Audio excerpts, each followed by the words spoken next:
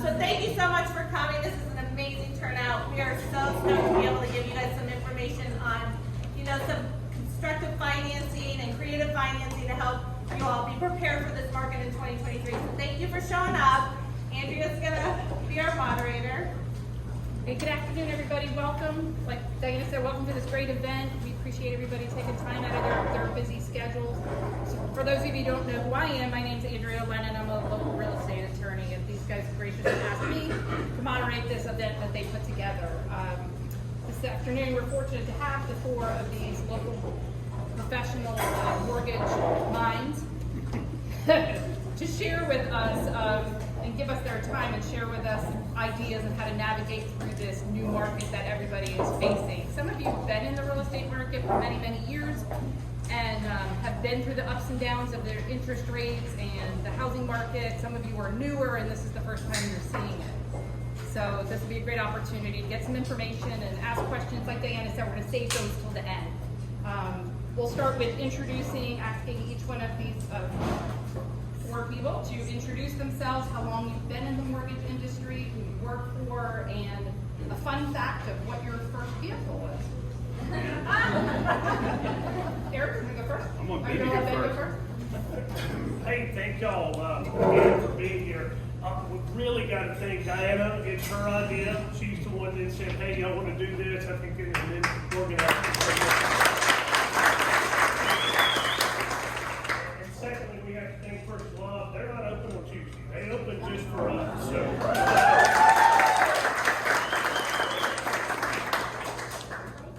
my name is Ben Stevens. I'm a mortgage lender with Capital City Home Loans, and this is my partner, my business partner for the last 12 plus years. I started this business in 1993, so that's like 29 and a half years that I've been a mortgage lender, and I've been either a loan officer or a sales manager or both during that entire time. I'm not sure what it says about me that I can't go up up the ladder at all, but I enjoy what I do. I've done it in both Georgia and Florida. I've been in Florida for 20 years now, so more than half that time was spent here. Good times and bad, actually some good times bad, and then some really, really good times. And maybe a few really bad times, but they're further behind us. As far as my first vehicle, it was a 1980 Chevy Monte Carlo that my dad insisted we buy from this traveling salesman type guy that called him his business. And it had a V6, which back then was not the V6 we have today. You had to turn the air conditioner off to pass people. As a 16-year-old, where my other two best friends had Corvettes and big 400-engine Pontiacs, it was not good, and it was the title, The Blue Nun, for a lot of reasons. That was my first vehicle. Yes, we're standing up. My name is Diana Tarzia. I'm with First Coast Mortgage. I'm a mortgage broker here on the island. I've been doing mortgages here for 16 and a half years, almost 17 years. Absolutely love what I do. I relocated down here 16 and a half years ago. I got a job with Wells Fargo right out the gate, but I'm originally from New York. But it's been the best move of my life. So I absolutely love it here. I always tell everybody I feel like I'm on vacation every single day. Super blessed to be here. So thank you. My first car, I guess it's not as fancy as his. I had a two-door Pontiac Grand Prix. I thought it was awesome. It was blacked out, and it was, to me, like the Knight Rider. So that was neat. Thank you.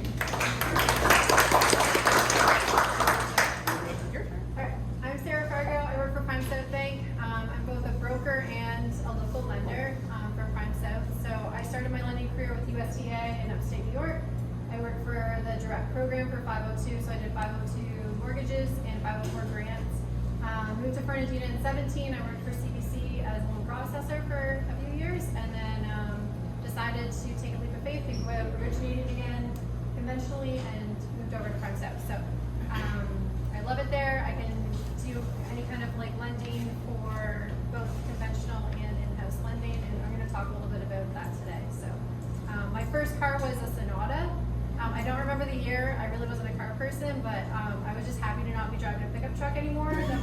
let me in, so I bought it from an old lady that passed away at her golf course, and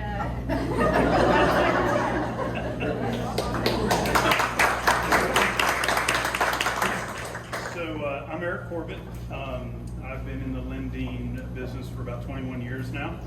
Started at Wells Fargo, went to B of A for a while, spent most of my career at Prime Lending, and I've been at Guaranteed Rate for the last 2.5 years. As far as, I'm a local. My family's been here a little over 100 years, so it's kind of nice to have that kind of home be right here in Fernandina. As far as my first car, I don't know if there's anybody here that remembers the Pogge plant back in the day, but the Pogge plant was the original owner of this car and was it was a 1974 Hunter Green Maverick, and I turned 16 in 1986. It lived its first 12 years at the Pogge plant, so it gained a certain odor. I didn't need any help chasing the girls away back then, but the car sealed the deal. Okay, there was no girl getting in that car with that smell. Trust me, wasn't gonna happen. But it taught me some integrity because I had to accept it with grace from my grandfather, and then 6 months later, my dad let me off the hook and let me have a little TR7. And if you've seen me buzzing around town in one now, I've got one. The same exact car that I bought about 2 years ago to take me back to the old days. So that's my little fun weekend car. So that's my car.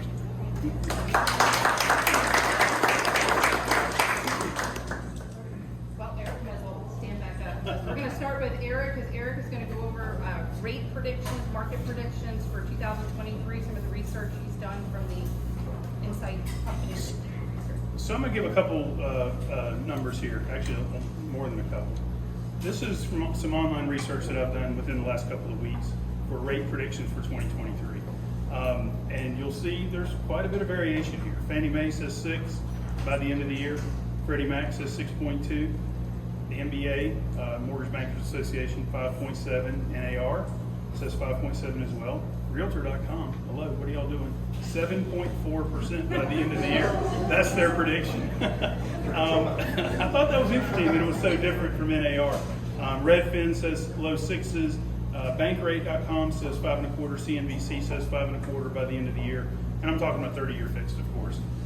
Money.com says 5.7.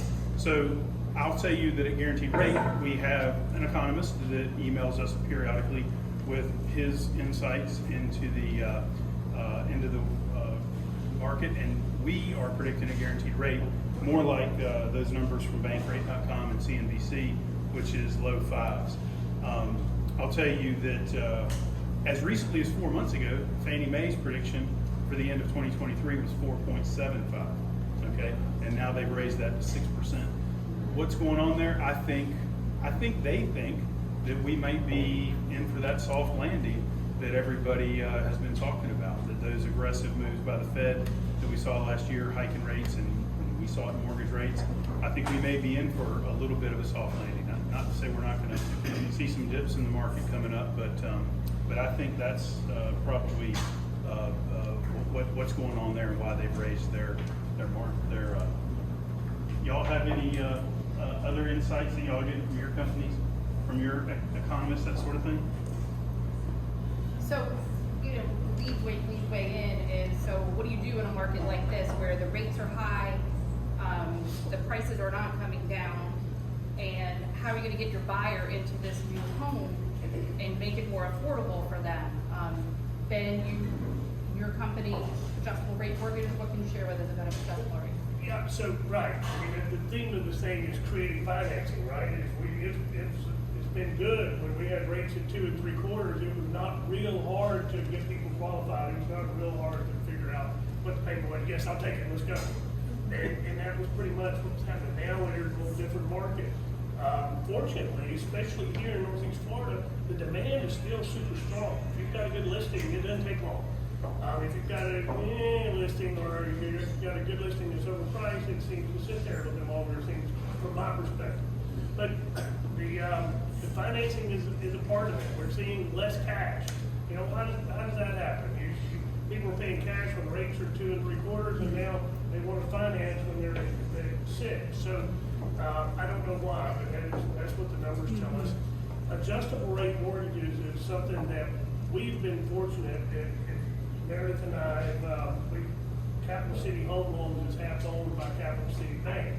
Capital City Bank out of Tallahassee, Florida, is a large community bank, and they've got deposits, and y'all know what you've been getting on your money markets and savings and checkings has been, less than 1% in 2021, and up to maybe you're getting, if you're really paying attention and shopping it, you might be in the threes now. But they've been offering these adjustable rate mortgages based off the deposits, not what's going on Wall Street. And so we started off where that rate was in some days 2% better than the 30-year fixed rate on say a 7-1 ARM. But the ARM rate has gradually gone up. As your money market rates are going up, the cost of our ARMs are going up, and we've seen the 30-year fixed come down. The 30-year fixed peaked in November 14th, 2022 was where we've seen the most recent peak, and it's been easing off. And today I was watching people, some with points. So another story, but the 6 1/4-ish is out there, with maybe a par, maybe a half point, depending on loan value, credit score, that sort of thing. ARMs have gotten a bad reputation, right? I mean, and they earned it in 2003, 4, 5, 6, 7. The adjustable rate mortgages were trash. It was awful. They had prepayment penalties, which was the biggest thing. Some of them were negatively amortizing, which is just, that's just like drugs. And really, what is it, fentanyl or whatever? Not even the good drugs. So you get like an ARM that's fixed for 2 years, that's not even paying all the interest, and you can't refinance it because of the prepayment penalty. That's just a catastrophe. And so ARMs got that reputation, and out the window they went. Well, those were bad ARMs. And there were some good ARMs at the time, but that's not what everybody was selling. The good ARMs are, you've got a longer fixed period of time, 5 years, 7 years, or 10 years. You've got fair indexes and margins so that you know what it's going to do afterwards to some degree. There's some predictability. And there's no prepayment penalty. You can refinance it whenever you want. That's a good ARM if you're saving money. So if you can save, in my opinion, if you can save 1% over comparing a 7-year ARM to a 30-year fixed, you probably ought to do it, because most of us in this room have not had the same mortgage for 7 consecutive years. You may have had the house for 30, but you probably refinanced it so that it was rare that you could go past the 7-year mark without having the mortgage change. And considering that interest rates are likely to decline in the next year, probably have peaked and they're going down, then I think 7 years is enough time to be able to bail out. So that's why the adjustable rate mortgage is one part of the potential part of creative financing that can help buyers get in a little cheaper. And it has worked for a lot of folks, but there's a few that's like, nope, I had one of those bad ARMs and I am not making that mistake again. We give them a 30-year fix. So Eric, from your company, what about, we closed a couple of loans for a guaranteed rate in our office that he had this temporary buy down. Can you explain to everybody about the temporary buy down and how that might potentially help their buyers? Sure. Just quick show of hands. Anybody here been involved with a temporary buy down yet? Just curious the percentage. So it's fairly low. So let me just kind of start from the beginning. The temporary buy down, and there's various ones. The one that we prefer is a 2-1 temporary buy down. So what we're saying there is it's 2% off the regular rate in year 1. It's 1% off the regular rate in year 2. And then years 3 through 30, it goes back to the normal kind of a rate. So let's just, for ease of calculation, we'll say that today's rate is 6%. You would experience 4% in year 1. You'd experience 5% in year 2, and then it goes back to 6% in years 3 through 30, unless you refinance before. So how do we do that? Well, the seller has to fund it. That's critically important. It must be funded by the seller. The buyer can't do it, okay? The buyer can't choose to do this because they just want a lower payment for an introductory rate. They have to, the seller has to pay for it. So it has to be negotiated for up front. Typically, it's gonna cost about 2% of the purchase price, okay? I got some real numbers I'll throw out in just a second, but, you know, it's gonna be about 2%. So the seller concession, and this counts towards your seller concession limits. But the seller must fund it, and it's, you know, for quick calculation, it's gonna be about 2% of the purchase price. That will allow them, and the money that we collect at closing goes into a subsidy escrow account. Okay, so just like we have an escrow account for that borrower's taxes and insurance, we also have a subsidy escrow account. And what we do each month is when that customer sends us the payment, as if it's a 4% payment, we grab out of that subsidy account the other amount of money that we need to get it back up to that 6%. Okay, so the money stays in that subsidy account, and it remains the customer's money from the day of closing on. Okay, so if we get to the end of year one and rates have fallen from today's 6% to tomorrow's 5%, and they decide they want to go ahead and refinance, then whatever's left in that subsidy account will be taken off the payoff of that mortgage. Okay, so as you know, there's closing costs on a refinance, just like there is on a purchase. They're a little bit less on a refi, but it makes it a little easier to roll those in. You're almost getting a half price refi whenever you do it, assuming that the plan works out, right? Worst case scenario, you just get a low introductory rate for a couple of years, and then you go back to the 6%. If rates never fall, well, then you just get what you should have got in the first place. But with a low introductory rate to get us started. So I'm going to add to before we go into seller concession. So the temporary buy down is so significant, especially for a first time home buyer or your buyer that's maybe relocating to the area in a couple of years. Or, you know, they're going to be here part-time and perhaps want a lower payment as they're maybe starting a new job and they're not quite sure what their income stream is going to be. So they feel more comfortable with that cushion, that lower payment the first couple of years. So we're finding, especially with the builders now, the builders are back to like paying a ton of money again. They're out throwing all this money out.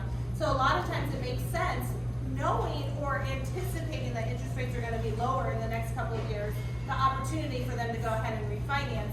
This allows them to get in the home that they want, a payment that they're comfortable with, a 2-year cushion at that lower house payment, creative financing for y'all, but then it gives them an opportunity to move now and not hesitate while they're on the fence when they're thinking like interest rates are too high right now. So the 2-1's a very creative way. It's also a lot of the things that the builders will go out and offer you, you know, permanent buy downs or rate buy downs, or temporary rate buy downs. And there's an opportunity there for you as you continue to negotiate to allow, I think, a better payment comfort level for especially the first-time home buyer or someone that doesn't have a set income here or some kind of variable income that'll give them that little push, that little thing to get them over the edge so that they continue to want to buy now versus waiting. We don't want everybody on the fence waiting, right? Because if house prices go up in the next year, 10%, even 5%, you know, they just negated any possible savings in that interest rate towards the end of the year. So it's another hook for allowing someone to move now versus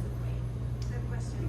Don't they typically cost more for the buyer? Is it riskier for the buyer? Is it more of a concession? Because the lenders say they want to know that upfront going in when they price the loan. If there's a 2-1 buy down involved. The difference is nominal, less than an 1/8%, not to the interest rate, but rather to the discount point. So it's nominal. I ran a few scenarios just to kind of illustrate the point. So I did one today on a theoretical $450,000 home that's going to be financed with a VA loan. For this particular one, it would cost $9,780 for the subsidy. Okay, so the seller concession from the seller must be, let's just call it $10,000. Okay, so if that seller were to lower the price on their home, that would lower the buyer's payment $57 a month at today's interest rates. Kind of a nothing burger, especially on a $450,000 house. If you instead decided that you wanted to take that 2% and buy down a permanent rate buy down, that's otherwise known as discount points, right? You could do that too and get a permanently lower rate, but you're only going to get the rate down to about 5 1/8 and from 5.625. VA loans are a little bit lower than conventional right now. But that lowers their payment $105 a month. Again, not really moving the needle on a $450,000 house payment. But if you look at it with a 2-1 buy down, it lowers their payment $538 year one. Year two, it lowers it $276, and then year three, it goes back to normal. Okay, that's a $450,000 example for a VA loan. I did another one. I'll just kind of hit the high points here. For a $350,000 house with 5% down, it would cost $7,300 in the seller concession. Okay, so a little more than 2% there because the down payment is lower. So the seller concession is going to be a little over $7,000. That's going to, if you just lower the price, $7,000 lowers the payment $42, nothing. If you were to do the permanent buy down, it lowers your payment about $105. If you do the 2-1, it's going to lower it $406 year one and $208 year two. Okay, and the last one I did a big one. I did a $600,000 house with 20% down. You know, typically we're going to get a little bigger down payment on those more expensive homes, and that one would cost about $10,500 for the seller concession. If you did it just to lower the price, it's $53 a month, $152 if you did a permanent buy down, and $586 in year one and $301 in year two if you did the temporary buy down. So that kind of illustrates the point, and it just kind of shows also, as y'all are listing homes, and especially if you got a stubborn listing, one that isn't moving very quickly, maybe offer the 2-1 buy down. You know, it'd be better off. You can see where it'd be better off for your buyer to pay for their 2-1 buy down than it would be for you to lower the price $10,000 as far as their permanent payment. There are no restrictions against refinancing with the 2-1. Like if they want to refi in a year, like there's no guidelines or restrictions they need to follow. No prepayment penalty. And again, whatever's left in that subsidy account, the sooner you refi, in some ways, the better, because you got more left over in your subsidy account that then offsets the cost of the refi. Yeah, becomes So- all the payoff. Yeah. This is not any kind of like mortgage magic. It's prepaying interest. Actually, the Yes. seller Sure. is Seller. just prepaying the Sure. interest. So what happens is they know whoever's collecting that mortgage knows what the mortgage payment should be at this 5.575 rate. And they're just taking a little bit out of the kind of an escrow account to match it up. Year one, it's a bigger number. Year two, they match it up. So it's all pretty straightforward and transparent. If you really get into the detail, it's not a. It shows up on the settlement statement as prepaid interest. It shows up down in that lower portion of the CD where you normally see escrows for taxes and insurance, that sort of thing. It shows up right there, prepaid interest, and it'll show up in the seller's column, okay? Because the seller's putting it in there at day one. So a few things to know, you do qualify at the higher interest rates, whatever your fixed 30-year rate, I think it was 5.5 in his example, whatever that rate is, that's what you're qualifying at, so we're not like, there's no like piggyback loan, there's no funky loan there, they're actually qualifying at the higher payment. But it also helps us create some stability with market values here, because if every seller has maybe $10,000, you guys have listings, you might have $10,000 in your kitty, you know, it allows you to maybe preserve the market values for the homes, because now it's still going to be sold at $400,000 versus reducing it by $10,000. So, you know, think about that as well. It's really helping, you know, maintain market values here. We want to keep them strong, so it's another way to add incentive, add, you know, some payment comfort level for someone, because it's so significant. I mean, $450 a month for a first-time home buyer, even a second part, you know, it's a significant amount of money. We're not just talking $50, $60 here, which is what a $10,000 price reduction would actually yield for someone.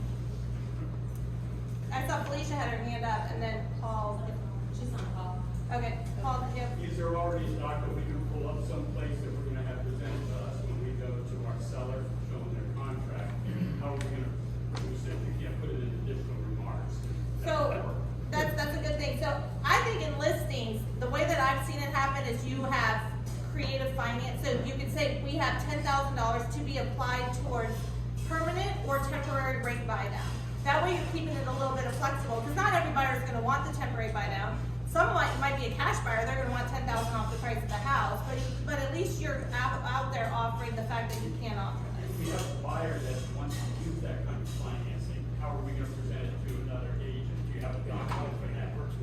In the purchase agreement, so I'll talk about it because I think that was my next segment, where we're going to talk about seller concessions. So seller concessions are what a seller is legally allowed to do and contribute towards a buyer's closing costs, prepaid expenses, discount points, and in some loan types like VA, you can actually pay down debt for that borrower. there's caps and there's limits, and I have little cards, I'll give you guys those out, they have like a little cheat sheet that has, you know, your limits per program. But like for Paul's saying, like how would you write that in your contract? Well, if we know, you work with your lender, hopefully you're working with one of us, and they're helping you understand that this buyer is very payment sensitive, or the 2-1 buy down would be something very good for them. We'll let you know that you need to negotiate, or you would need to write into the contract that 2% of the sales price needs to be applied towards a temporary rate buy down. And we'll help you with that verbiage, but basically it's just like any other seller concession, but you're gonna wanna write the words temporary buy down instead of just closing costs prepaids. It needs to be closing costs prepaids and temporary buy down, because the lenders, for some reason, I don't know if you guys have found that, but I found it, the lenders want it to be very specific in the verbiage that it actually says going towards a temporary rate buy down. But it's just like any other incentive that you would offer, and it needs to stay within the limits on your just, program. not to contradict, but we don't, as long as it says closing costs and prepaids, Then you can allocate that's been good enough for us so far. It's closing costs, because it's a prepaid, it's prepaid interest, as we mentioned before. I'm sure there are different lenders want different things, you know, talk to the loan officer who's doing the loan, and we'll give you the language that works for us. And if you need to know the amount, again, call the loan officer. The loan officer, we have calculators that are specifically built for this, so that we can tell you how much to ask for. You know, if your customer's putting down 50% or something like that, it's gonna be a lot less than 2 points. It's gonna be a lot less than 2% because the loan amount's lower, you know, so there's less to subsidize. But we have calculators, all of us have calculators, or have the ability to use it. And so ask us first, then write the contract. And I think for you listing agents out there that are kind of thinking about this, use 2.5% as your number to your seller. Odds are it's gonna be lower than that, like he's saying, but I would say use that 2.5%. That way you know that it's at least gonna be covered the amount that we're gonna need for that property. And then whatever's not gets used, we'll just use it to the closing cost. But it's at the loan amount, not the purchase. No, Purchase price. I would do 2.5% when you're doing Of the purchase. purchase when it price. goes in. Yeah. So another thing, because I'm talking about seller concessions, I might as well just continue with that. So there's one thing that I like to give a little nugget when we do these kind of things, and a lot of realtors don't actually know this, but with VA loans, the seller can actually contribute up to 4% to pay down the buyer's debt.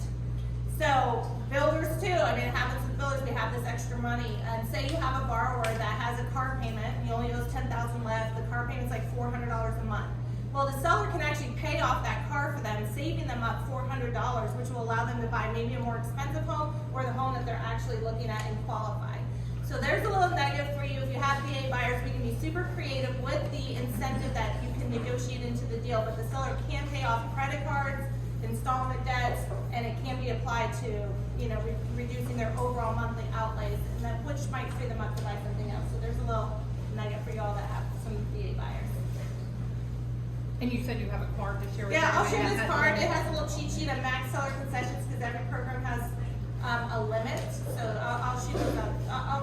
I'll bring them around to y'all to have them. Eric has the same card too. He can give them. So in other areas, what if you have another area where you guys are trying to list and sell property, that you have a challenging piece of property that might not work in a normal conforming cookie cutter loan, or they're not a straight W-2 employee that makes it easy to qualify at a regular Fannie Mae, Freddie Mac mortgage, and let's have Sarah talk about their portfolio, what a portfolio loan is, and land loans or construction loans. So portfolio product is a loan that's held in-house. So instead of going conventionally or having to meet Fannie Freddie guidelines, we kind of make up our own rules on how we're gonna feel comfortable writing this loan. So portfolios is a huge, it's a huge opportunity in this area for borrowers that are self-employed, borrowers that are moving here for secondary homes, borrowers that are trying to relocate locally. They might have a bunch of equity in one property that they have here locally, and they don't want to perhaps move out of it while they're building, or if they're purchasing and it hasn't sold yet. They can use the equity from the other one. We can cross-collateralize, so we can get creative. The biggest thing is that it's a very creative loan. It's an in-house loan. Yes, credit has to be good. It's looked at. DTI has to match up. But for instance, like I just closed a loan in December. where somebody was moving off island. They hadn't sold on island yet, so we went ahead and we did 100% financing on the new purchase, waited for them to sell on island, and then had a stipulation that they signed at closing that, you know, some of that money from the equity that they were having here would be applied to the new loan, and we would recast it in-house for them. So that's a great option is recasting. You know, most mortgage companies aren't gonna tell you about recasting, but Prime Sale will recast a loan for you without having to refinance it. So in those situations, we're getting them into the home. They can then make a very large principal payment on it, and we'll recast that loan for them into a lower monthly payment. Without any refinance fees. Without any refinancing. Or documents. So is there a time frame with the recast? No, so you can recast a loan at any time. Even if you use like a broker or someone that's going, an investor, you can call any of the people that you have your mortgages with, and you can usually recast them. So the other question I had is talking about portfolio loans. Can each one of you address condo investments? And if you have a product that is available for that, not a second home, but if you have someone that's looking for an investment, because we have a lot of condos here. That'll, yeah. I didn't pay her, but that happens to be my thing.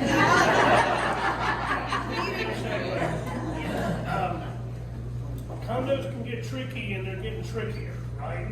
That's what we boil down to, and there's two reasons.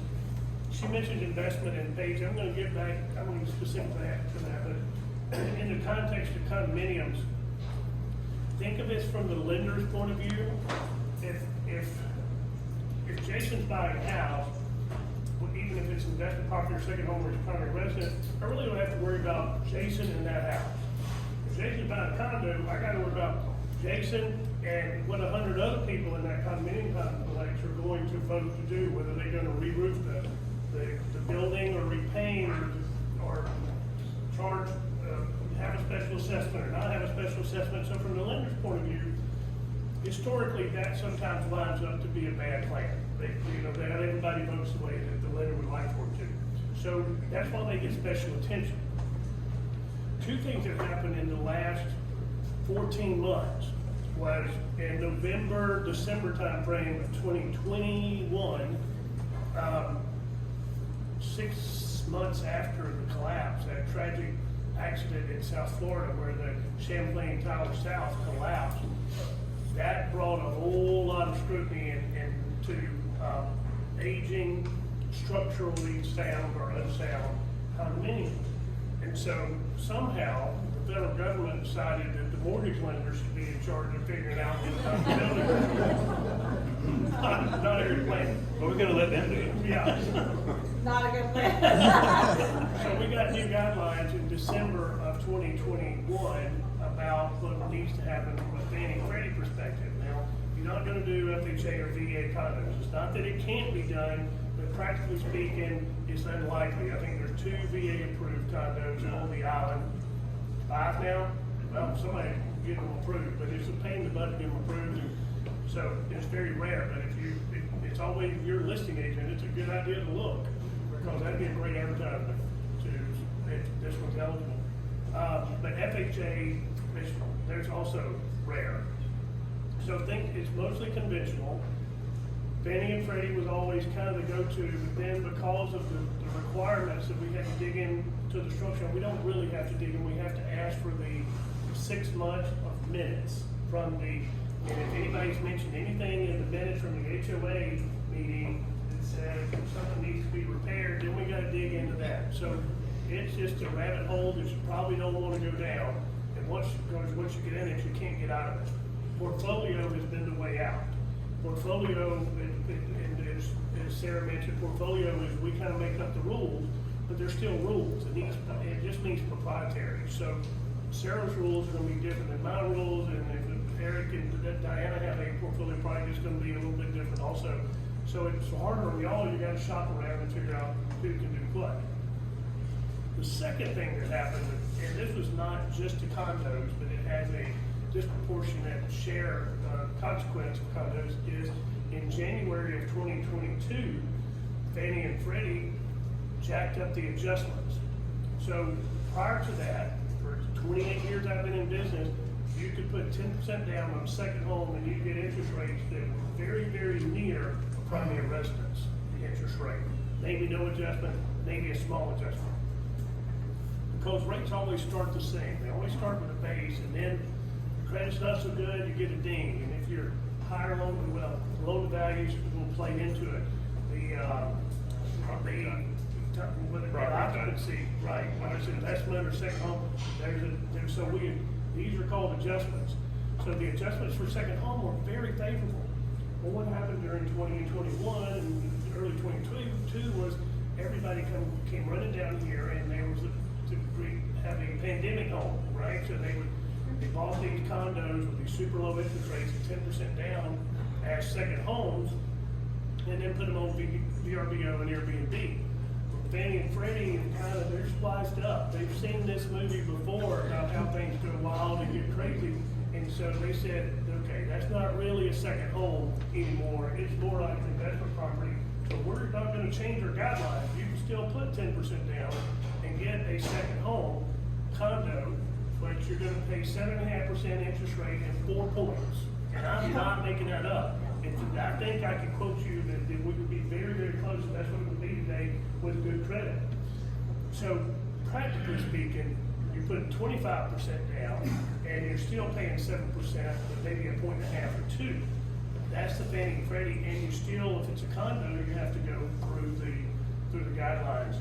Portfolio, it's whatever we can do. And our portfolio recently said no to investment properties.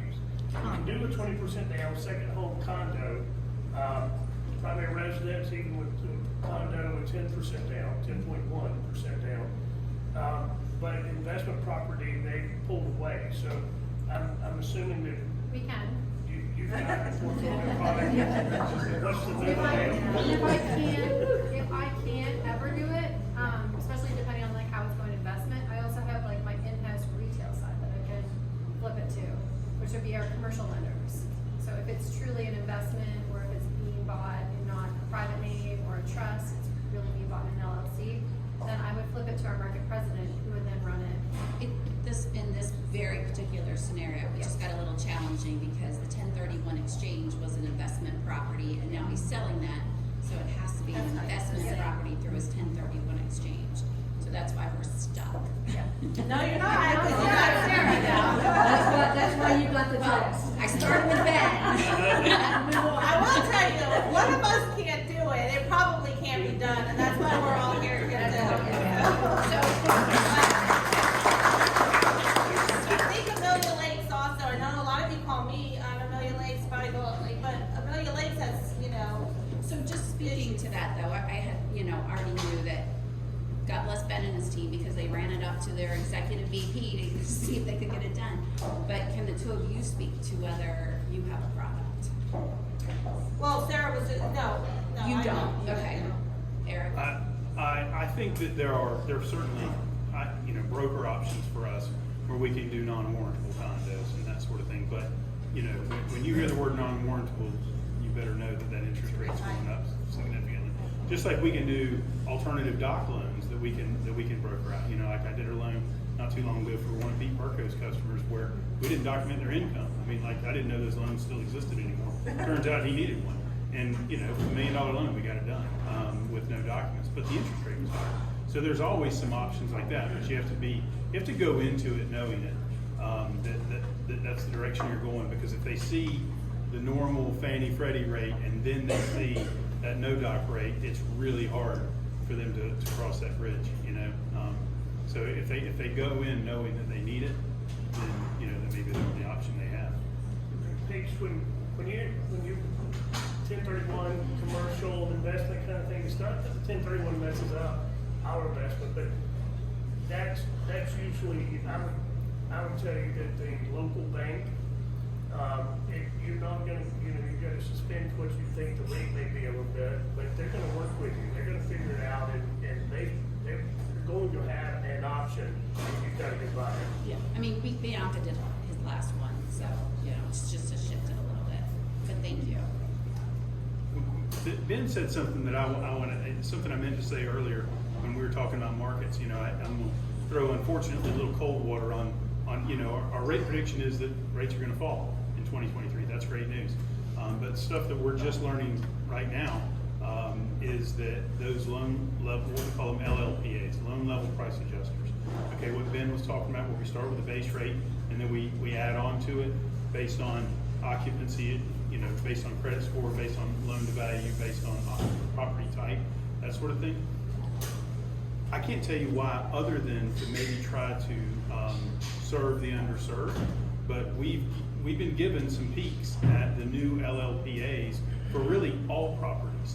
And it looks like rates are going to go up for people, get this, with good credit, and they're going to go down for people with poor credit. Okay? Again, just trying to serve the underserved. These are decisions that aren't made by any of our banks. These are decisions that aren't even made by Fannie Mae or Freddie Mac. These are decisions made by one level above that, which is the Federal Housing Finance Administration.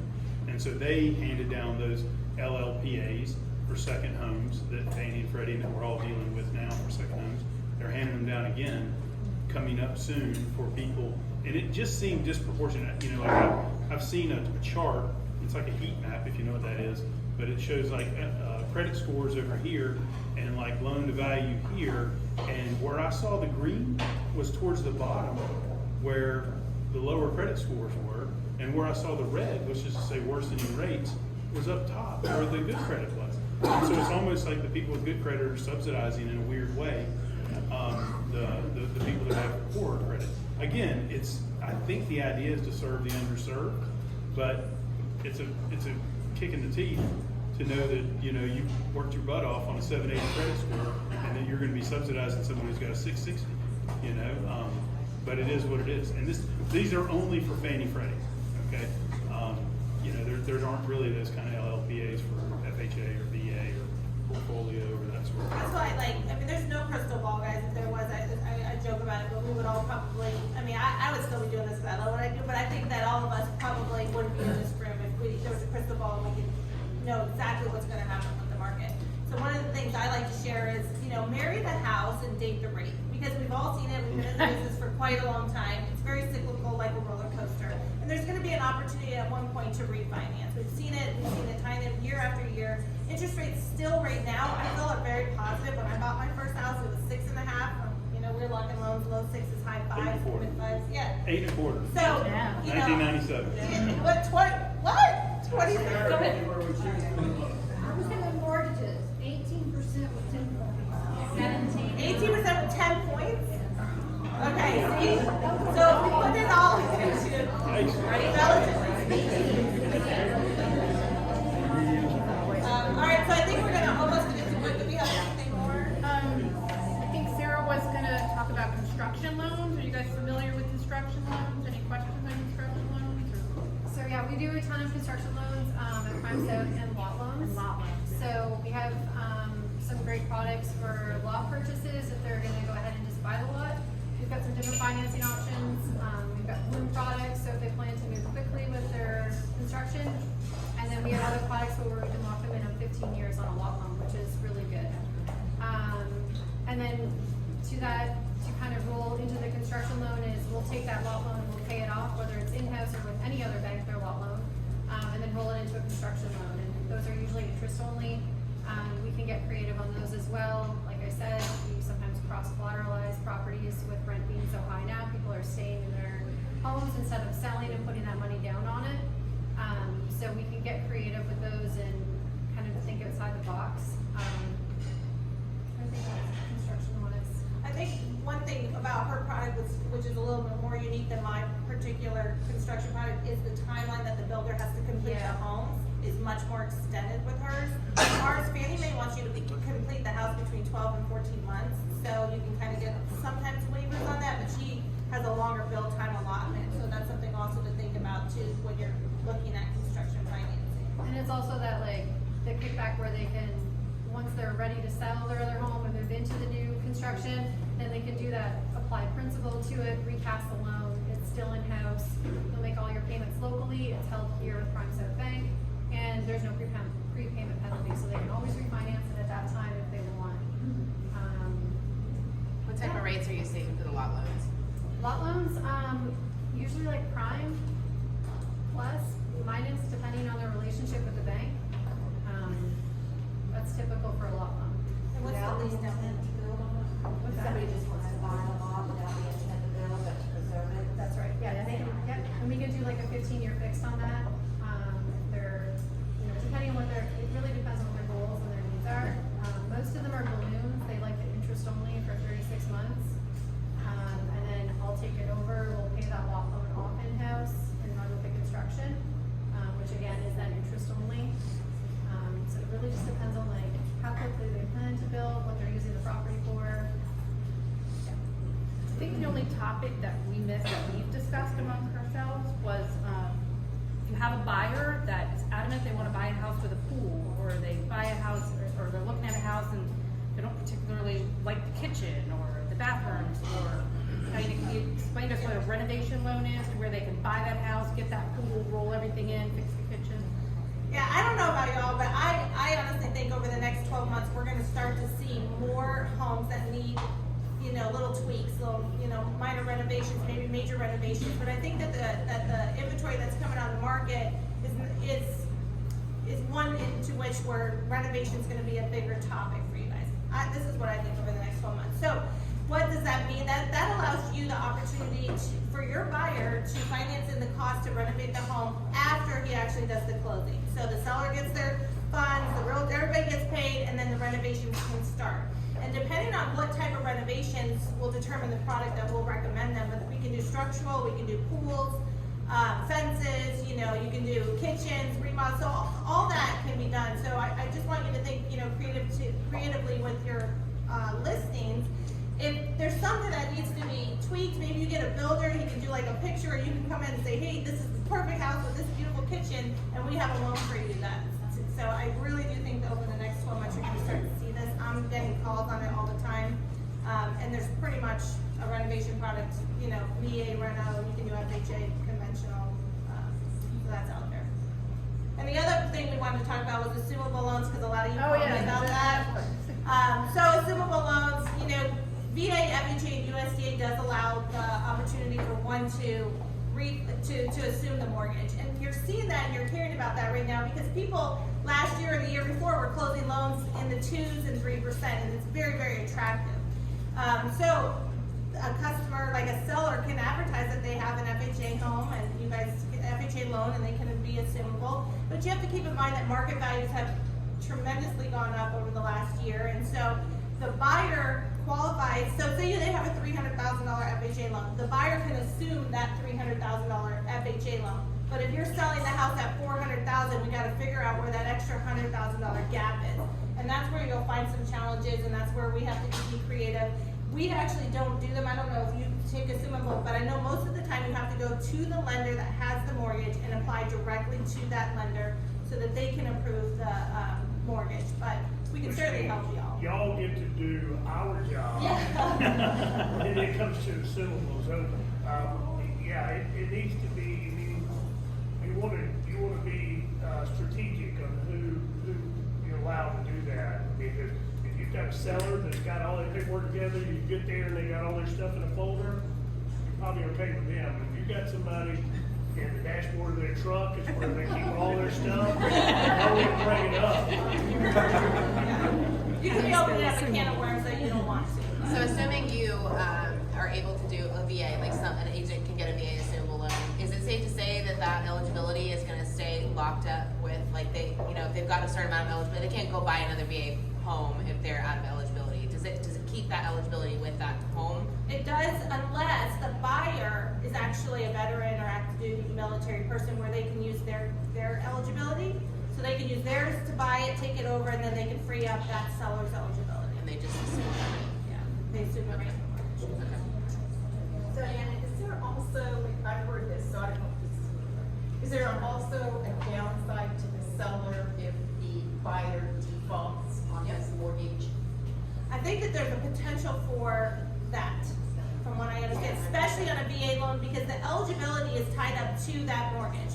So say that mortgage goes in default, now that eligibility is going to have a default on it for your particular seller that allowed that person to assume it. So yeah, it could definitely affect the VA buyer, for sure. I would not recommend it for a VA person. No, I don't. USDA is great. Assume that mortgage and qualify for it not being a VA. They So can, yeah. It approves them, and then that can be over. Same with USDA, so like if they're not technically a USDA eligible borrower, they can still assume it under a USDA loan. Which is great, because USDA has like a bunch of stimulations of income, and for the 502 program and the direct, they could, either one, they could, yeah, assume it. All right, so we gave you a lot of little tidbits, a lot of little nuggets. I'm sure some of you have questions. We probably have time for 5 questions that may be on a topic that we didn't touch upon. Anybody want to raise a hand and we'll, Melissa? I've had this come up a lot recently, so I'm just curious if there's a magic number. When it comes to getting appraisal waivers, is there a certain amount of percentage that a buyer puts down to be eligible for an appraisal waiver, or is it just dependent on the actual contract or whatever? I kind of play with it. I mean, I've been trying to get down to the science too, but really for me, it's been about a 20% down, good credit, and a more distinguished neighborhood. Like Northampton gets them a lot, but Interesting. The Okay.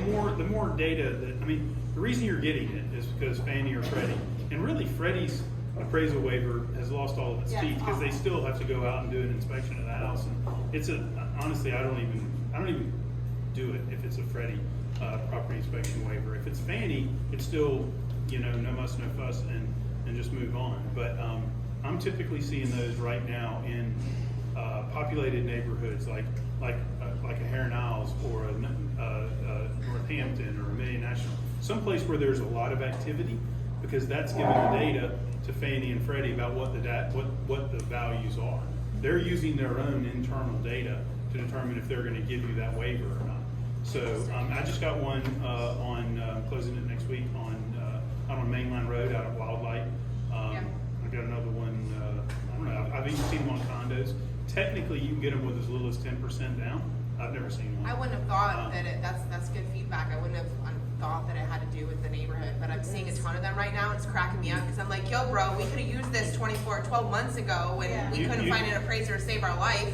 You're I know, not going to get one on a unique property though. You're not going to get one, in a rural area, because there's just not enough data right around it, right? Right. There's just not enough data to support it. So you're not going to get one in, rural Folkestone, but you very well could get one in Lakewood, here on the island. a lot on the island we get, especially with the primo buyer. And I think it's neat when you get them on condos. I've gotten a bunch of them on condos. Yeah, it's great. I got one. Yeah, I got one right now in Ocean Park, on a condo. So it's just good to be able to skip that step. It makes it line up quicker, saves the customer a few $100 and move on. One less thing, right? Thanks for that. You can lose your appraisal waiver. Any other questions? Yeah, you definitely. Yeah, I lost an appraisal waiver, which is a real bummer, especially when you get 6 days away from closing. Yeah. And you lose your appraisal waiver. Thank God Kathleen Walker came to the thing. She's Because, clutch. well, I mean, what happened was, we just She's got so to the end of great. the month and we ran our final DU and it flipped. We no longer had it anymore. And all of a sudden we had 6 days to close and we had to order a full appraisal. So I get a little sensitive when it's early in the month and I know I'm going to have to run a final DU right there at the end. But it's happened a couple times with me. Sounds like it's happened to Meredith. Just told me want to close in like 10 days, guys. Yeah. Time kills deals. See you do that. Time kills deals. Time kills deals. Any Closing other fast. questions? Any other questions? I want to thank everybody for their time this afternoon, and I personally want to thank these 4 professionals to take time out of their busy schedule.